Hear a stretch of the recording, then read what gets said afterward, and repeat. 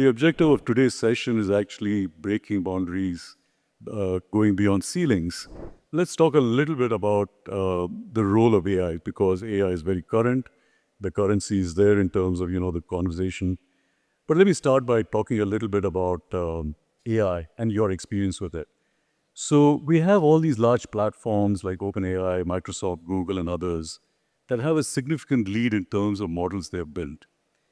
Are we at a point where there's now such a large gap between what large companies and, more importantly, wealthy countries can accomplish versus smaller companies and less prosperous nations?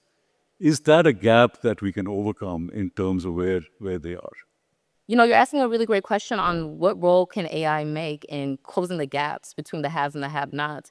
And, the large companies are obviously taking over right now, but as an investor in tech companies, I'm inspired by the fact that the smaller companies are looking at ways to make sure that socioeconomic diversity gaps, gender gaps are being closed by leveraging artificial intelligence.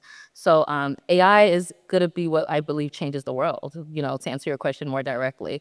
By giving folks economies of skills in, places like Nigeria, where I'm from, and of course in India, it's going to be able to level the playing field by ensuring that everyone has an opportunity. So one thing, in addition to my day job in investing in AI, I'm also on the board of something called AI for All, which is really about closing that gap between the folks who are behind the scenes of AI, which means that we need more folks who are learning about AI that are women and minorities.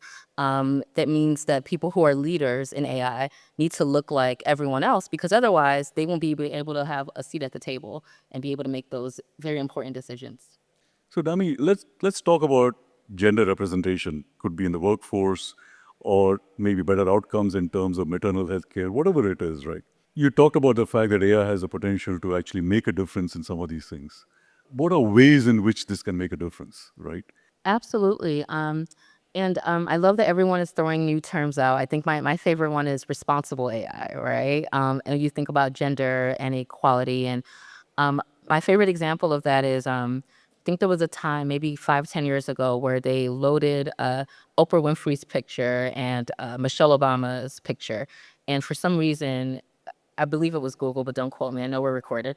But they couldn't recognize that as a human being, right? So these are the most famous, and I'm probably biased as a Black woman, but very clearly the most famous, individuals in the world, most recognized, and they didn't recognize that as a person. So when you think about the implications of that in folks day to day, if you're in a Waymo car, do you recognize that as a human being, or God forbid an animal, or God forbid an animate object?